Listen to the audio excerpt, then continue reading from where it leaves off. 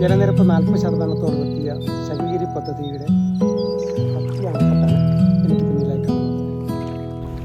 സംസ്ഥാനത്തെ ഏറ്റവും വലിയ രണ്ടാമത്തെ ജലവൈദ്യുത പദ്ധതിയായ ശബരിഗിരി പദ്ധതിയുടെ കക്കി അണക്കെട്ടിന് സമുദ്രനിരപ്പിൽ നിന്നും 981.456 മീറ്റർ ഉയരത്തിൽ വെള്ളം സംഭരിക്കാനുള്ള ശേഷിയുണ്ട്.